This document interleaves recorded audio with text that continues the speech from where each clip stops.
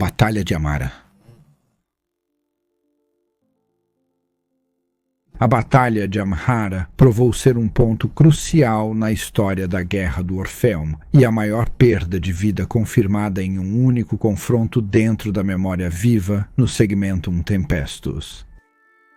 Também se tornaria o cerne do que desde então se tornou conhecido como a Campanha de Salvação de Orfeus. O prolongado contra-ataque para conter e derrotar a ofensiva Necron em todo o setor, após as desastrosas primeiras etapas da Guerra Orfean. Véspera da destruição. A ofensiva havia consumido mais da metade dos sistemas estelares habitados que compunham o setor Orfeus, e fez isso em menos de 100 dias padrão, espalhando pânico e terror em larga escala e encerrando a vida de bilhões. Ao fazer isso, os invasores lançaram tudo diante deles em desordem, batalhas selvagens se tornando retiradas desesperadas e retiradas se tornando rotas anárquicas. À medida que as forças do setor eram superadas e dispersas, os invasores devastavam cada vez mais em direção à vitória após vitória. Nenhuma força imperial disponível foi capaz de fazer mais do que atrasar o ataque do inimigo ou deter seu progresso. Então, aparentemente, inexplicavelmente, eles pararam. Em Amara, sob a supervisão do comandante do setor e governador-geral Calibron Lan e seu conselho militar, todas as forças que poderiam ser aproveitadas foram concentradas e mobilizadas com pressa, ninguém sabendo exatamente quanto tempo essa pausa no ataque continuaria. Com o passar do tempo e sem nenhum ataque, a crescente paranoia de Lan e a aparente insaciabilidade, na época desconhecida em sua causa particular, pesavam muito nos planos de batalha e disposições de forças que foram promulgadas na defesa de Amara. Os reforços fora do setor que agora começaram a chegar em resposta à causa de Lan foram em grande parte direcionados diretamente para o acúmulo em Amara. As unidades locais dos mundos do Cluster Arcantes e partes orientais do setor, ainda não tocadas pela guerra, foram totalmente despojadas de suas posições defensivas e igualmente redirecionadas para Amara, enfraquecendo a proteção de seus mundos natais. Um ato que danificou muito o moral e a estabilidade política planetária, levando à revolta aberta em várias ocasiões que precisaram ser tratadas brutalmente pelo comissariado. Em um quarto de um ano padrão, as forças dispostas em Amara haviam crescido para proporções colossais. Com mais de 19 milhões de guardas imperiais no local, talvez 10 vezes esse número, reservistas e milícias levantadas sob decreto de emergência e armadas e equipadas com o padrão cadiano, de acordo com as mais estritas disposições do Departamento Monitorum. Entre as formações da Guarda Imperial, fora do mundo em poder marcial, e um dos últimos contingentes a chegar no sistema, estavam 2 milhões de tropas retiradas do Corpo de Morte de Krieg, lideradas pelo veterano 17º Corpo de Leão, sob o comando do Marechal Carras Venner.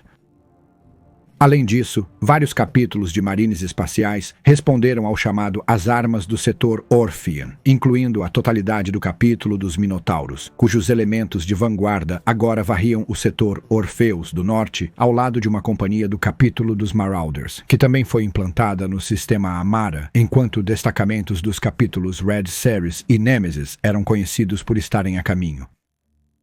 A armada, concentrada no vazio espacial de Amara, era igualmente impressionante.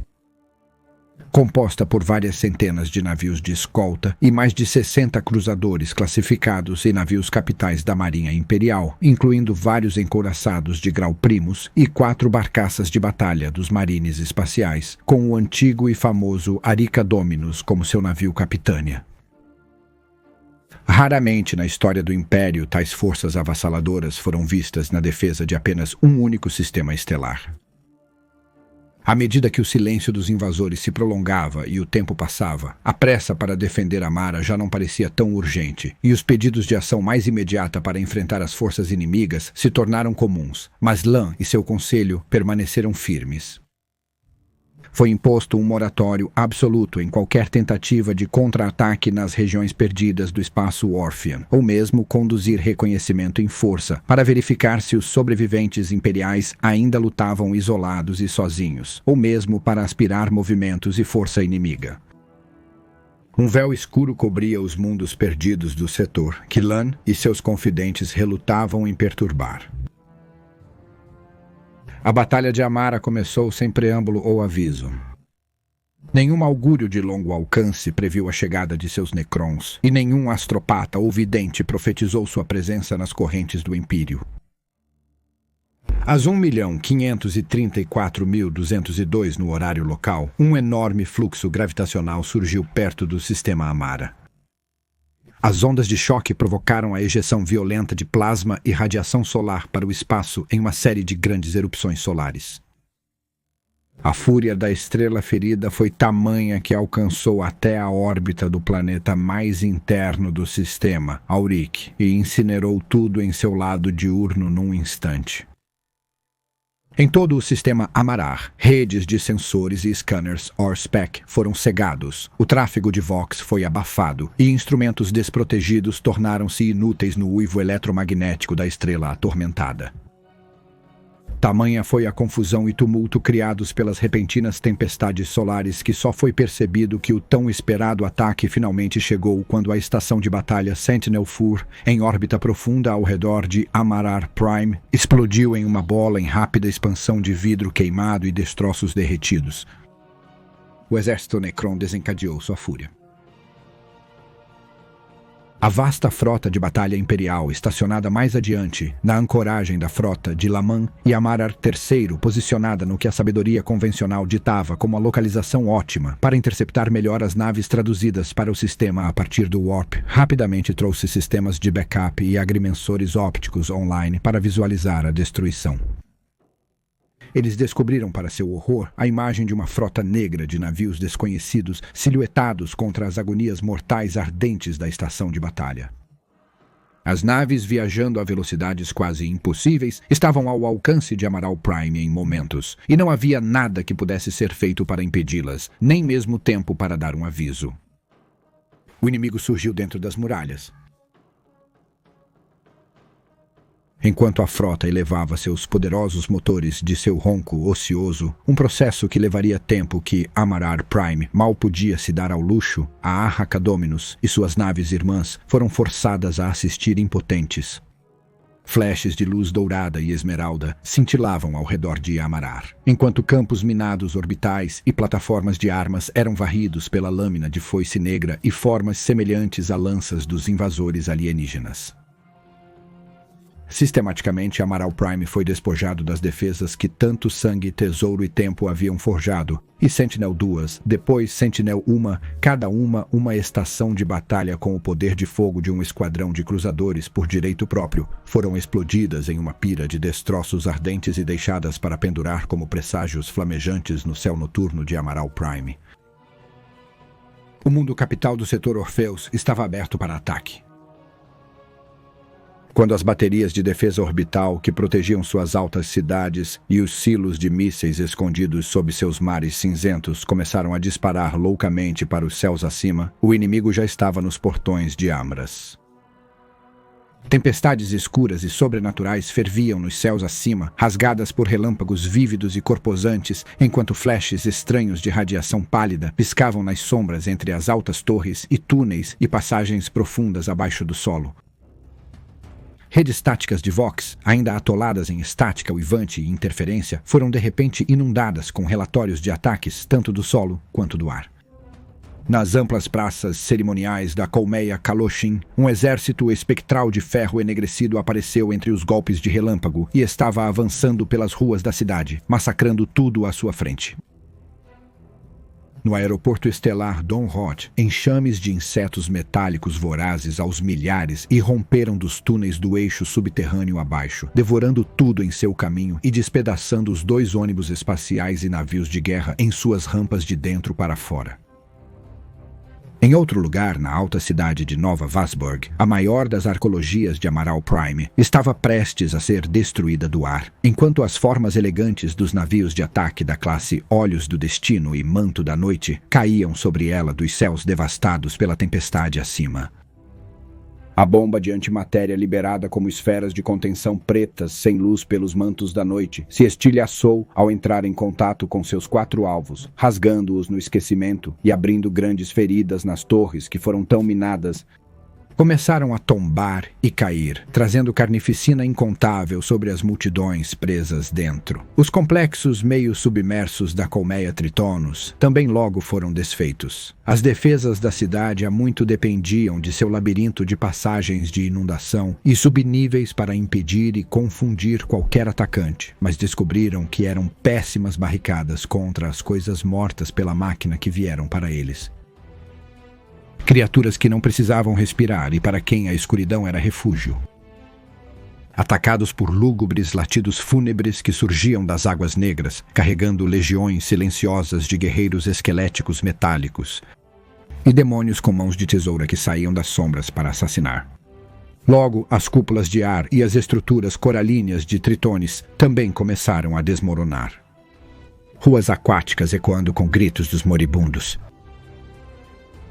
Além das cidades que eram os alvos principais dos invasores, os postos militares também foram logo atacados pelos implacáveis invasores Necron. Antes da maioria destes, o Bastião Polar Militares, um pilar das defesas do planeta, foi subitamente sitiado por uma falange de imensas máquinas de guerra que pairavam silenciosamente sobre as geleiras. Aparentemente imparáveis por tiros e granadas, eles avançaram implacavelmente, despedaçando a fortaleza montanhosa com rajadas de energia e desencadearam ondas de força sísmica que derrubaram as faces de granito das muralhas da fortaleza como se fossem feitas de areia.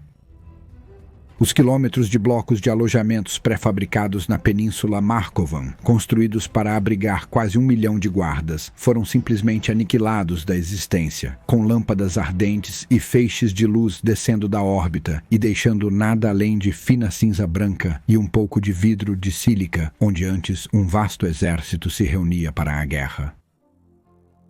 Superados por um inimigo que parecia estar de repente em todos os lugares e tinha o poder de simplesmente materializar-se do nada, os defensores de Amara, embora jogados em desordem, no entanto, reagiram com força contra o invasor.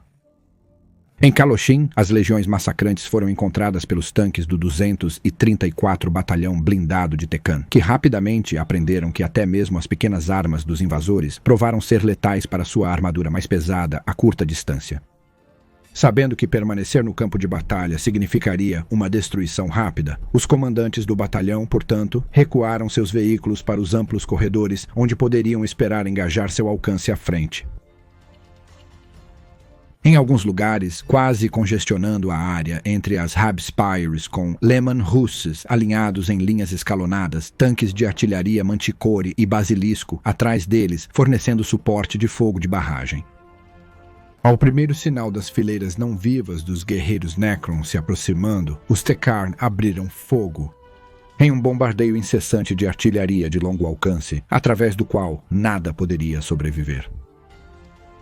Mesmo quando fileira após fileira eram despedaçadas e guerreiros dispersos eram enviados, girando em fragmentos, mais tomavam seu lugar e ainda mais se arrastavam do solo quebrado e começavam a se remontar para arrastar seus corpos metálicos para a frente novamente. Os Tekarn, vendo com horror que sua fúria não estava fazendo mais do que segurar a maré, não podiam aliviar sua barragem e continuavam atirando até que os canhões começaram a brilhar em um vermelho opaco com o calor, enquanto as balas eram trazidas com uma pressa que quebrava as costas para alimentar as armas. Um impasse selvagem havia sido alcançado. Os oficiais Tikan sabiam que não poderiam manter aquilo por muito tempo. Mas pouco eles sabiam que não teriam a chance de ver até onde sua determinação e munições poderiam durar contra um inimigo tão implacável. Para os valentes guardas de Tekan, a morte veio de cima e de baixo. O testemunho do único sobrevivente da ação, então empregado no trem de transporte de projéteis, relata que o perigo passou despercebido inicialmente devido ao estrondo ensurdecedor de suas próprias armas. A primeira coisa que ele viu de sua situação foi quando uma lança de calor ardente, como a explosão de uma arma de fusão, só que muito mais focada e prolongada, incinerou instantaneamente as tropas à sua frente e dividiu um carregador de energia Sentinel próximo em um único arco varrido. Ele atribui à sorte o fato de que ele e seus companheiros estavam voltando para buscar mais projéteis, ou as munições certamente teriam sido acesas e ele teria sido morto instantaneamente. Ele descreveu uma enorme forma preta passando diretamente sobre sua cabeça enquanto ele se jogava para se proteger, e olhando para cima em choque, ele viu o tamanho das torres de espinha em volta da coluna blindada, rastejando com insetos robóticos multissegmentados de tamanho pesadeloso. Identificados pelos lojistas do Ordo Xenos como acantrites, essas construções de máquinas se impulsionavam para baixo sobre as forças Tecam presas em tênues asas de força sombria, fatiando veículos blindados com seus feixes de corte antes de descer para esmagar e despedaçar os sobreviventes com membros laminados e ferrões envoltos em energia. A anarquia rapidamente se abateu sobre os Teccan, pois presos tão próximos, seus tanques não conseguiam manobrar ou usar suas armas sem atingir uns aos outros e suas próprias tropas, resultando em nada menos que um massacre geral. As unidades de comando Teccan, anexadas ao batalhão blindado, tentaram contra-atacar com rajadas concentradas de fogo do inferno e armas de plasma portáteis. Mas este contra-ataque foi rapidamente superado quando enormes construções semelhantes a artrópodes, movendo-se rapidamente, irromperam do solo sob o Teccan e fecharam a armadilha. Essas máquinas assassinas, com velocidade vertiginosa, passavam por matéria sólida à vontade. Rapidamente, eles completaram o massacre, atravessando os tanques de guerra restantes, os cadáveres dos guardas Teccan desmembrados e lançados ao longe, enquanto as máquinas assassinas passavam rasgando. Todo o do 134º Batalhão encontrou seu fim em um período não maior que 20 minutos padrão, com o soldado Yombak sobrevivendo ao rastejar para dentro de um bueiro e ser levado pela correnteza, para depois ser sumariamente executado por covardia diante do inimigo. Krieg. Nos dias seguintes ao assalto inicial, Amarar Prime havia sido transformado em uma ruína ardente, e cada uma das principais colmeias havia caído para os invasores, os exércitos Necron não fazendo prisioneiros e não oferecendo trégua. A resistência imperial, no entanto, estava longe de estar totalmente esgotada, e à medida que o caos do assalto inicial passava, formações ad hoc e pontos de reagrupamento logo se formaram nas ruínas e nas áreas poupadas, seja por acidente ou por design, da destruição que havia sido imposta ao mundo. Nos planaltos industriais de Caralsa, que se estendiam por dezenas de quilômetros a oeste das ruínas despedaçadas na nova colmeia Valsberg, o corpo da morte de Krieg estava esperando. Uma chegada tardia à convocação em Almora, e com sua reputação os precedendo. O corpo da morte estava implantado em várias áreas fora da colmeia pelo planeta, distante das estações das forças locais. Nas planícies de Caralsa, o 17º Corpo de Leões havia assumido uma área de 100 quilômetros quadrados de armazenamento e manufatura para abrigar suas forças. Percebendo que as estruturas eram menos seguras do que sua doutrina determinava, eles exploraram os túneis subterrâneos de utilidade que cruzavam a área, fazendo seus engenheiros expandirem-nos para criar depósitos de armas e refúgios. Quando o ataque veio, essa previsão fez o Corpo de Leões sobreviver quase ileso pelo ataque inicial, e uma vez que a tempestade de fogo havia passado, eles emergiram de seus bunkers improvisados, em suas dezenas de milhares nas ruínas fumegantes, resolutos em sua determinação de expulsar os invasores. O corpo da morte primeiro se dispersou nos destroços do plano industrial, varrendo metodicamente o terreno despedaçado, engajando o inimigo, conectando-se com outros grupos imperiais sobreviventes e recuperando armaduras e munições onde pudessem ser encontradas. Foi o Marechal Venner, do Corpo da Morte, que assumiu o comando do campo de batalha neste ponto, ordenando a execução de vários oficiais superiores da Guarda Orphean que ele considerava ter falhado em seus deveres, e oferecendo a outros a chance de um glorioso martírio nas linhas de frente. O comando de Venner rapidamente cresceu para abranger mais de 200 mil guardas, bem como uma dúzia de esquadrões de aeronaves de ataque, construídos a partir de uma vintena de formações dizimadas agora dispersas em grupos menores para sua proteção, e usando concursos de estradas desobstruídas projetadas para macro-rastejadores como pistas de pouso. As tropas disciplinadas do Corpo da Morte, veteranas de campos de batalha despedaçados como Armara se tornou, usaram as paisagens urbanas destruídas como cobertura para lutar, usando cada ruína desmoronada como um ponto forte improvisado e escondendo atiradores e vigias entre os montes de mortos. Nos dias que se seguiram, o combate contra as forças Necron foi feroz, os corpos blindados do inimigo sendo praticamente imperviáveis ao fogo final e suas implacáveis máquinas de guerra resistindo de maneira sobrenatural à maioria das armas pesadas no arsenal imperial. O Corpo da Morte, no entanto, mais do que igualou seu incansável inimigo com sua determinação de lutar, não importando as probabilidades, e rapidamente eles mudaram as táticas para uma combinação de bombardeios indiretos de longo alcance com artilharia e assaltos extremamente próximos, negando o próprio poder de fogo de longo alcance dos Necrons tanto quanto possível, buscando sobrecarregar o inimigo com puro número e determinação sangrenta. Essas táticas foram muito bem sucedidas, mas frequentemente com um alto custo em vidas. Da mesma forma. Assim, seus engenheiros de combate, experientes em combate em túneis, usaram detectores sísmicos para defender seus bunkers e túneis do ataque feroz dos escaravelhos canópticos Necrons, com esquadrões de lança-chamas e fundidores sempre prontos para responder a qualquer incursão súbita vinda de baixo. O Marechal Vener sabia que tais ganhos que suas forças haviam feito eram no máximo transitórios, e sem esperança de chegada de reforços, e com os Necrons no comando de grande parte da superfície do planeta. Era apenas uma questão de tempo até que suas forças fossem isoladas, cercadas e destruídas assim que fossem consideradas uma ameaça suficiente. Vener decidiu que, em vez de ver seu comando sangrar e ser destruído sem ganho, ele atacaria e buscaria o martírio na gloriosa destruição dos inimigos do Imperador. Tudo o que ele precisava era de um alvo, e logo lhe seria fornecido um. O reconhecimento por elementos do capítulo do Minotauro, presos na superfície do planeta durante o ataque, determinou que nos escombros da colmeia de Nova Varsburg, algo alienígena se manifestou na escuridão. Onde antes havia destroços espalhados, uma pirâmide de estepes de pedra verde, escura estranhamente angulada, rachada com veias de luz esmeralda pulsante, agora se erguia na noite, atraindo raio após raio do céu turbulento acima, para atingir seu ápice e fazê-lo queimar com um fogo fantasma cintilante.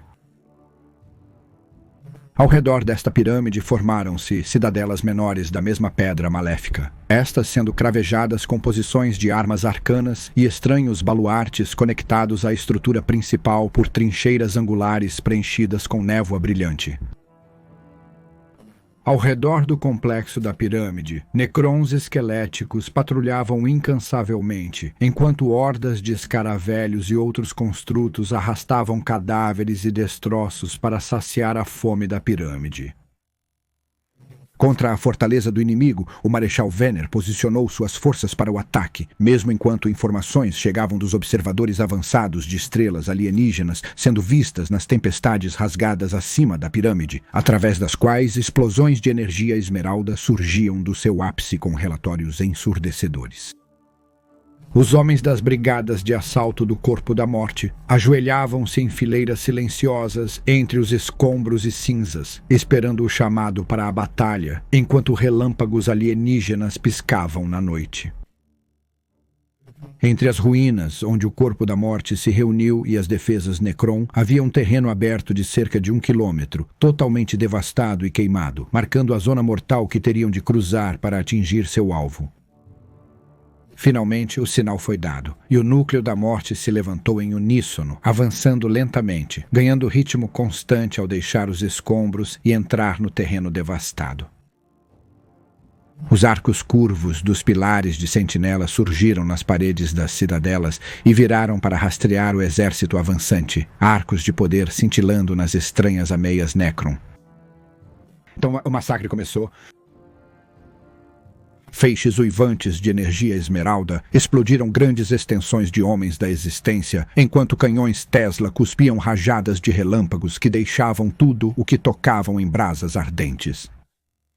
Centenas caíram nos primeiros momentos, mas a linha do núcleo da morte não vacilou em seu avanço, e agora, das profundezas das ruínas atrás deles, suas próprias armas falaram. Observadores de artilharia impassíveis notaram o alcance e as disposições das armas pesadas dos Necron, marcando-as para destruição. Venner havia ordenado que nenhuma munição fosse poupada, nenhum canhão deixado em reserva, e os basiliscos e pretores do Núcleo da Morte responderam ao seu chamado com um bombardeio furioso, enviando toneladas de conchas para o ar, para cair como chuva mortal sobre seus alvos. De repente, a pirâmide e suas subcidadelas foram envoltas em chamas, com centenas de explosões ao longo da estrutura alienígena.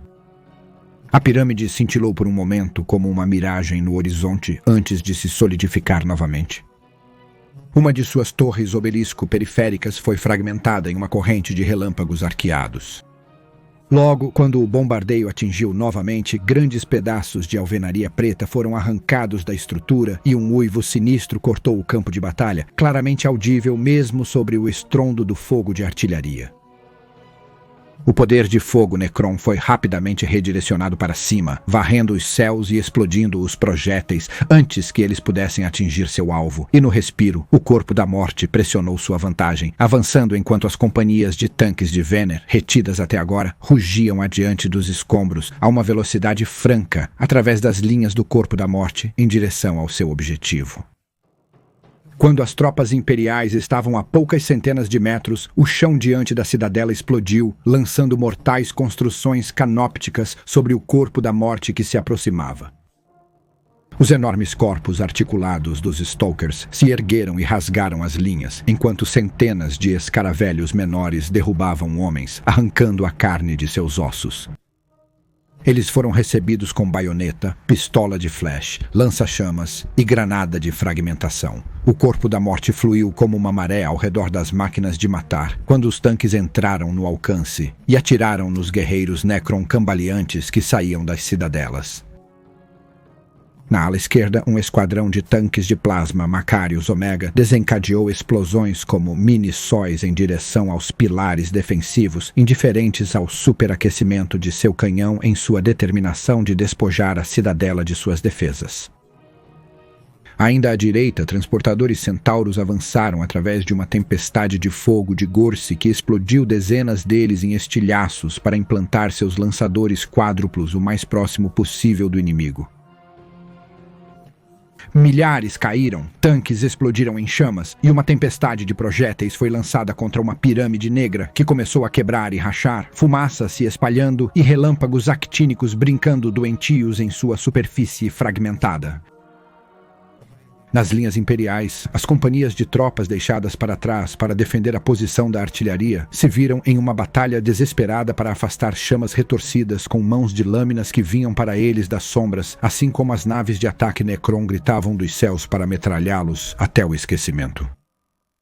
Os esquadrões de Lightnings e Avengers imperiais, que rasgaram a noite para interceptar os letais olhos noturnos dos Necrons, eram poucos, mas bravamente eles mergulharam direto no coração dos esquadrões inimigos, suas armas brilhando na escuridão, cada piloto entregando sua alma ao Imperador e sabendo que esta seria sua batalha final.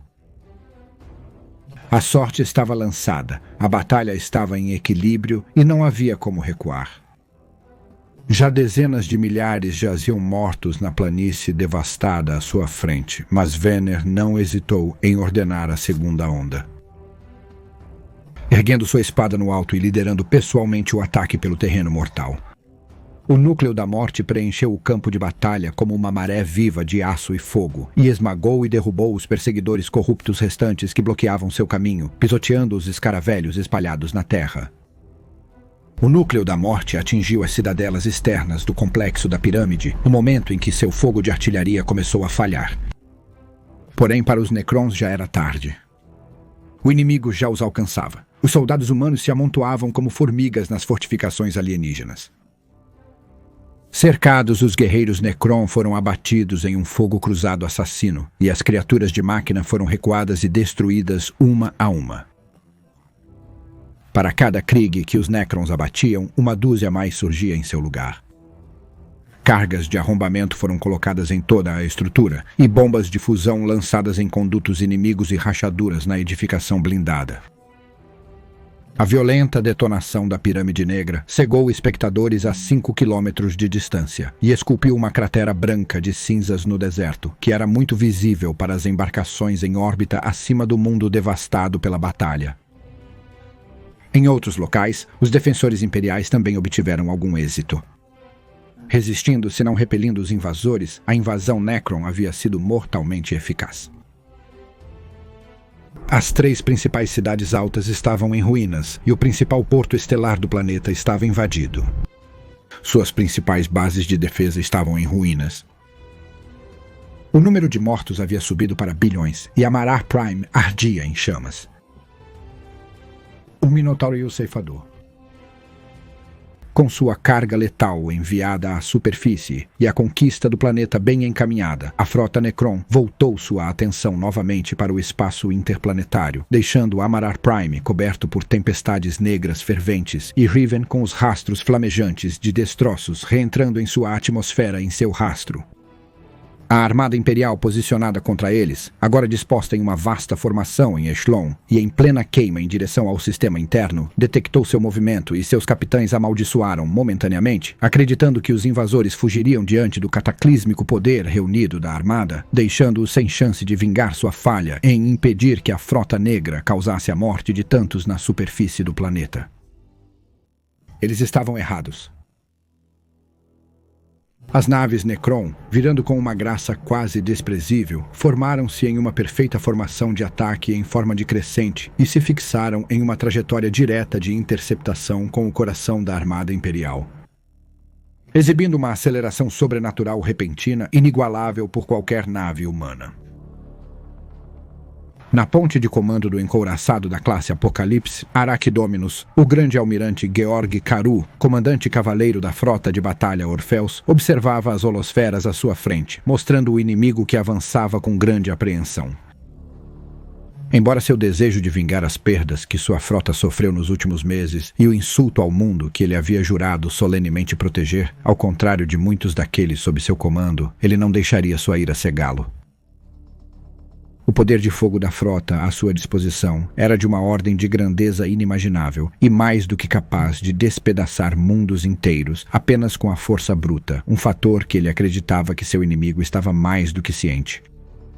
Agora, com os auspícios de batalha imperial reparados, ele podia afirmar que a frota negra possuía menos de 1/4 do seu próprio número de navios e, pelos padrões imperiais, muito menos em tonelagem. A maior parte compreendendo o que seria comparativamente da classe de escolta em termos imperiais. Os maiores navios, cerca de 20 em número, foram, de acordo com as informações fornecidas a ele pela Ordo Xenos, identificados como navios de colheita. Enquanto o inimigo correspondia aos seus 11 maiores navios de guerra com 2 monstros deles. Juntos, ancorando o centro do crescente atacante, esses navios túmulo eram gigantescos, cada um com mais de 15 quilômetros de extensão e encimados por estranhas estruturas em forma de pirâmide que emitiam leituras de energia incompreensíveis que confundiam e alarmavam seus magos. Eles já haviam sido codificados como o Matador de Sol e a Mão Morta pelos estrategos imperiais e marcados como os alvos de maior prioridade para todos dentro da armada. A força representava a maior concentração de navios Necron Xenos já registrada, e Carrill decidiu dar a eles o respeito que mereciam. Tendo conferido com o sinistro Asteria Moloch, mestre do capítulo dos fuzileiros espaciais Minotauro, a frota do capítulo Minotauro comandada pelo pesado navio de assalto Relíquia da Edalus Crater. Ele mesmo protegido por uma dúzia de cruzadores de escolta. Havia se desdobrado em uma segunda linha, um pouco atrás da linha principal de batalha da armada. Ou para desferir um golpe mortal após as linhas terem colidido, ou para interceptar qualquer força de avanço onde o inimigo planeja romper diretamente, em vez de se envolver. Para seu próprio comando, ele emitiu a ordem direta a todas as embarcações para manter a formação e se envolver apenas conforme orientado, sob pena de morte. Apesar dos capitães de muitos destroyers e cruzadores desejarem a batalha, eles sabiam que seriam mortos pelos próprios comissários a bordo se desobedecessem à ordem. Com uma velocidade assustadora, a frota Necron havia fechado o vazio entre eles e estava entrando no alcance extremo das armas antes que mais ordens pudessem ser dadas ou executadas. A Armada Imperial, no entanto, foi a primeira a expressar sua ira. Centenas de torpedos foram cuspidos dos tubos de lançamento dos destroyers, fragatas e cruzadores da Força Imperial, brilhando direto e verdadeiro em pilares de fogo em direção à frota negra que os aguardava. Os Necrons avançaram sem se deter. E à medida que o enxame de torpedos se aproximava, eles não tentaram alterar o curso ou evadir, e à medida que centenas de milhares de quilômetros de distância eram reduzidos a dezenas de milhares, nenhuma manobra de evasão ou contrafogo partiu das ameaçadoras naves de guerra Xenos. Na ponte de comando do Arachdominus, todos observavam em silêncio absoluto enquanto os torpedos entravam no alcance terminal. De repente, onde centenas de ícones azuis piscavam nas holosferas, rastreando o voo do projétil, glifos de alarme vermelho agora piscavam freneticamente e simplesmente desapareciam. Dezenas de torpedos simplesmente pararam de funcionar, tornados inertes e impotentes por alguma agência que os auspícios de batalha imperial nem sequer podiam detectar, enquanto outros se autodestruíam ou desviavam loucamente do curso como se estivessem cegos. A gripe que voou verdadeira foi simplesmente evitada com desprezo fácil pelas embarcações Necron, que passavam por elas a velocidades inimagináveis, ou despejavam seu rancor atômico inutilmente contra os impassíveis cascos negros dos grandes navios túmulo. Muito poucos para terem algum efeito real. Ainda assim, os navios Necron, ainda mais negros contra a escuridão do vazio frio, continuavam avançando. Em instantes, as frotas se aproximaram do alcance do lance e os Necrons atacaram. Nas pontes dos navios imperiais, sirenes de alarme uivavam enquanto distorções gravitacionais massivas eram detectadas, avançando rapidamente em sua direção. E tarde demais. Os espíritos de máquina lutando e os cogitadores dos navios imperiais os identificaram pelo que eram fragmentos de estrelas mortas. Raios de esquecimento estilhaçaram escudos de vácuo em flashes brilhantes e rasgaram os navios com facilidade selvagem. Na linha imperial, navios de todos os tamanhos simplesmente desapareceram da existência, para cima e para baixo. Ao lado do Arachdominus, o cruzador de batalha Richtenbach, que serviu o Império desde antes da Grande Cruzada, foi atingido no meio do navio e explodiu, banhando o navio almirante do almirante em fogo e destroços, abalando-a até o núcleo.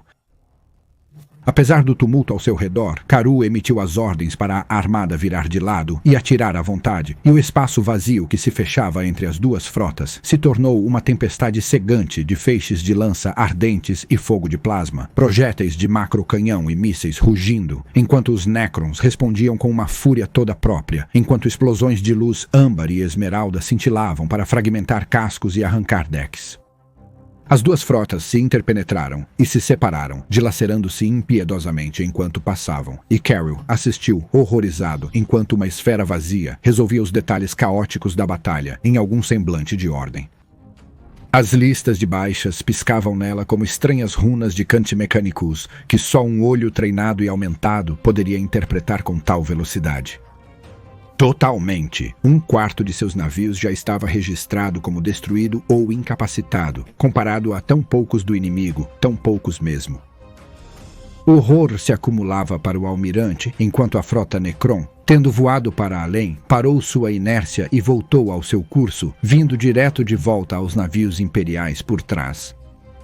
Era uma impossibilidade total, e ainda assim aconteceu diante de seus olhos incrédulos. A segunda investida Necron foi ainda mais devastadora que a primeira.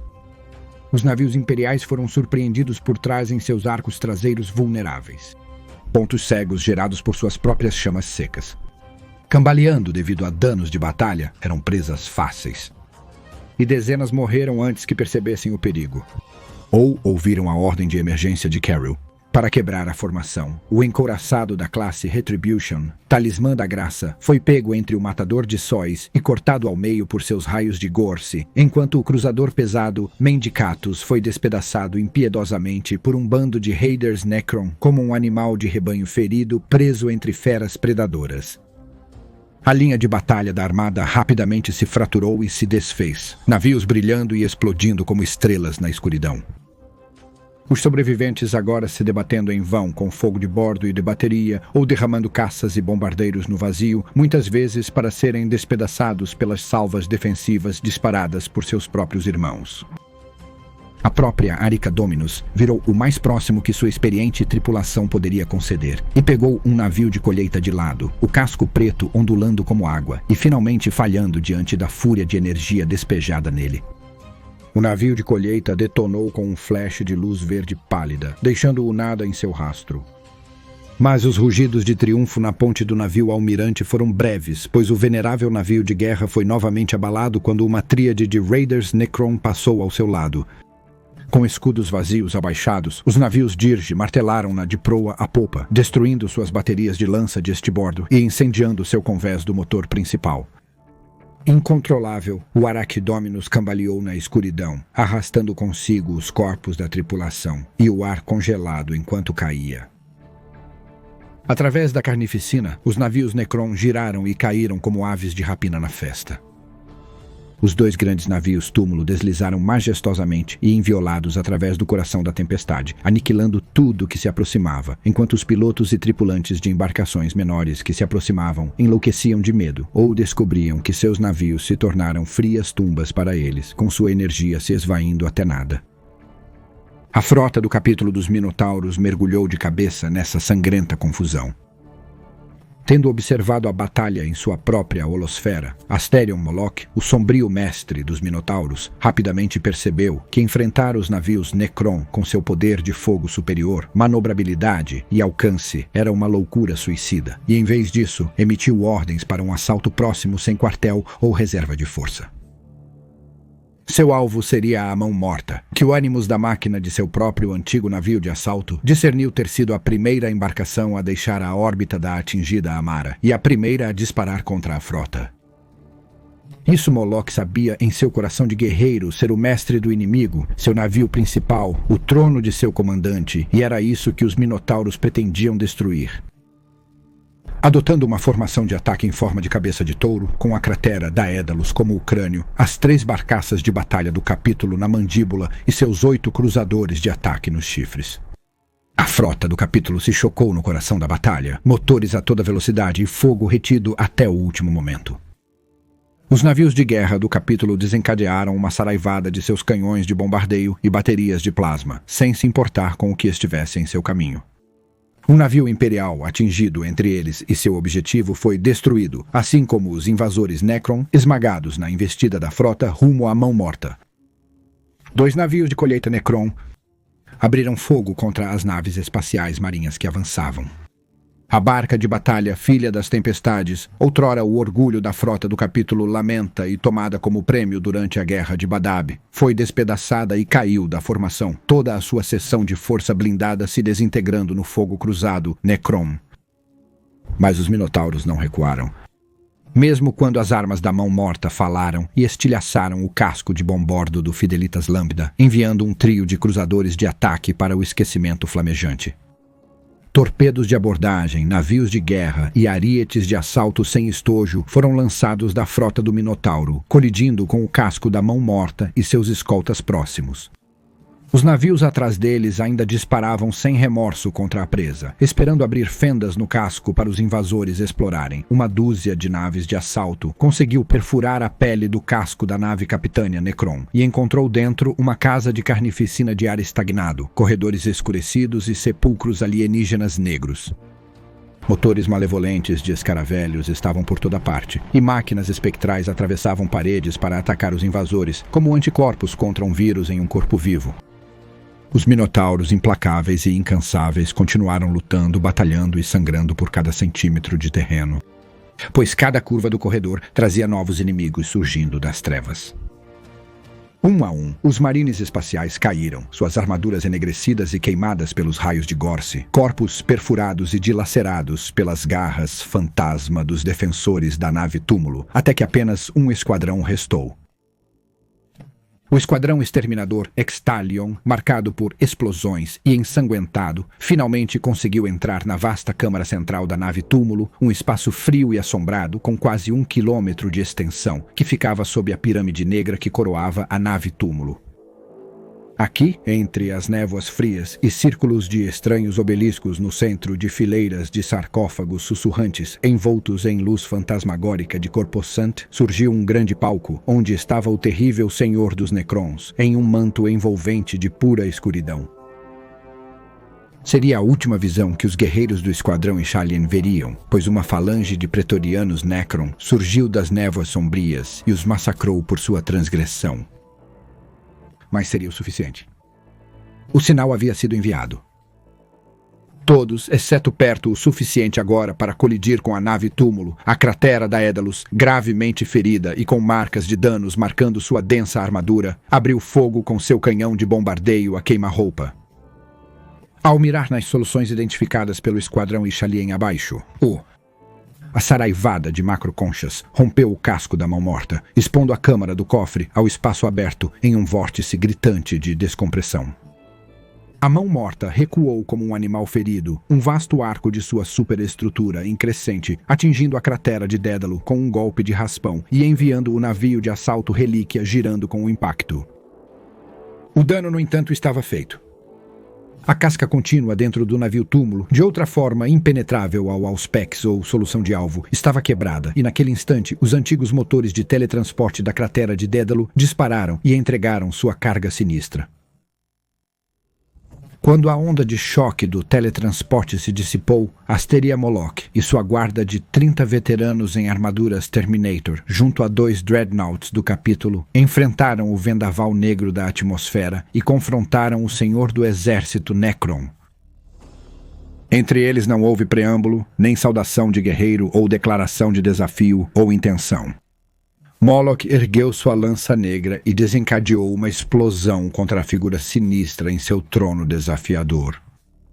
O raio dourado e branco, forte o suficiente para perfurar a armadura de um tanque de guerra, atingiu o ombro da criatura mecânica e balançou a figura para trás, mas não fez mais do que provocar um uivo sibilante e assustador, não de dor, mas de raiva insultada. Do ar frio, uma grande lâmina cintilante, semelhante a um corte de obsidiana pálida, materializou-se na mão esquelética estendida do Necron Overlord, e ele se jogou do palco como um raio de trovão, abrindo o primeiro exterminador em seu caminho com um golpe selvagem de revés, como se a armadura exaltada do guerreiro não fosse nada. Assim a batalha começou, e em um instante toda a vasta câmara era fúria. O som de metralhadoras de tempestade rugindo e canhões de assalto rugindo se dissipando no ar para o vazio aberto acima. Da escuridão vieram os pretorianos Necron e os guardiões da tumba, formas blindadas enormes, com o dobro da altura de um homem. Eles douraram e corroeram o brilho dourado carmesim da máscara da morte à luz cintilante das armas do Minotauro. Eles carregavam armas de cajado arcanas com chamas fantasmagóricas para reduzir seus inimigos a cinzas, ou grandes lâminas cortantes e escudos altos segmentados capazes de repelir o fogo mais mortal. Logo os minotauros estavam sob forte pressão, um círculo encolhendo de guerreiros que já haviam contabilizado o dobro de seu número, apenas para ver os caídos se arrastarem de volta da ruína e serem substituídos por outro de seu tipo, perseguindo implacavelmente da escuridão. Moloch enfureceu-se e matou incansavelmente como qualquer guerreiro maquinado que se levantou diante dele, e com uma fúria fria muito maior. Seu escudo de tempestade ressoava com os golpes inimigos, enquanto sua lança negra perfurava a blindagem e cortava membros mecânicos conforme ele avançava.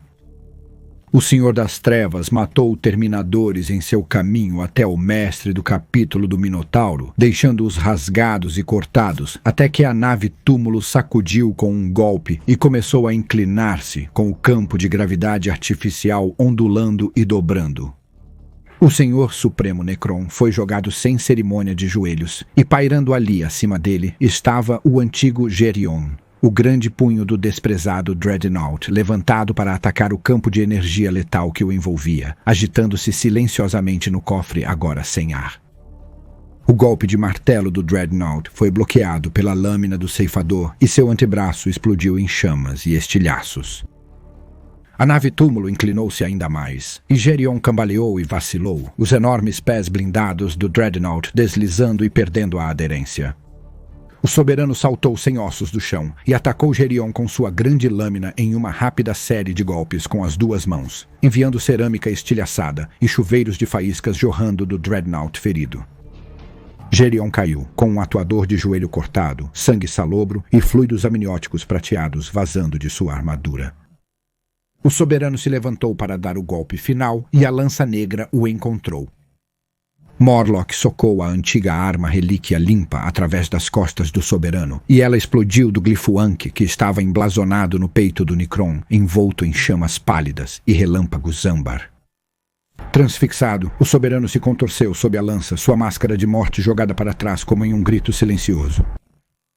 Asteria Moloch derrubou o soberano das trevas de sua lâmina de lança, usando seu escudo de tempestade para desferir o golpe. A nave tumular balançou novamente com um novo impacto, enquanto o fogo de plasma lambia a abertura na câmara do cofre do vazio.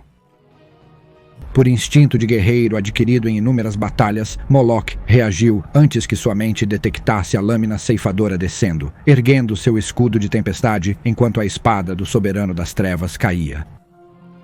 O antigo dispositivo bloqueou um golpe que teria partido a cabeça de Moloch antes de falhar e se desfazer sob os golpes selvagens da lâmina cintilante do Necron. O mundo inclinou-se mais uma vez e eles se separaram. Moloch, sentindo o calor frio ardente dos olhos carmesim malévolos da criatura imortal, enquanto a figura esquelética quebrada recuava para a escuridão. O próprio mestre do capítulo dos Minotauros foi arrastado para o vazio, cercado pelos corpos de seus guerreiros mortos, como se estivesse preso em um redemoinho. A escuridão cintilou enquanto a vasta forma da mão morta atingida se virava e apagava as estrelas com sua passagem e começava a acelerar, revelando o casco ardente da barcaça de batalha dos Minotauros, Fidelitas Lambda, atrás dela. O ato final do navio havia sido atingir a mão morta, e ao fazer isso, finalmente causou danos suficientes para forçar a retirada do colossal navio. Com o navio do seu mestre em movimento, a frota negra se desengajou, sendo afastada, mas não derrotada, deixando apenas morte e fogo atrás deles, enquanto em um movimento completamente inesperado, o assassino do Sol e uma dúzia de invasores de escolta se separaram inesperadamente do corpo da frota negra e fizeram um pouso no lado noturno de Auric, cujas fés logo foram consumidas por tempestades escuras e pulsos de radiação antinatural. Os navios Necron restantes e a mão morta ferida desapareceram sem deixar rastros dos presságios dos poucos navios imperiais ainda capazes de rastreá-los. Um segundo eles foram registrados, no próximo eles se foram. O exército Necron, se não derrotado, havia sido contido. Mas para a maioria dos sobreviventes, isso foi uma vitória vazia, na melhor das hipóteses. A frota de batalha Orfeus estava em ruínas. Menos de 10% de seus navios ainda estavam em condições de combate, todos com cicatrizes da batalha. Quanto ao resto da armada, ela se encontrava em vastas nuvens arqueadas de cascos ainda em chamas e destroços caindo, uma pira para os outrora gloriosos defensores do setor visível em todo o sistema estelar. A Marar Prime, embora livre de sua principal força de invasão, ainda queimava e agora era o cemitério para bilhões. As vitórias conquistadas lá foram compradas ao preço mais terrível. Quaisquer forças imperiais sobreviventes foram evacuadas o mais rápido possível das ruínas cintilantes e recuaram para os mundos exteriores de Laman e Calamar para se reagrupar, enquanto os remanescentes da população civil foram lamentavelmente deixados à sua sorte. A Batalha de Amorov acabou.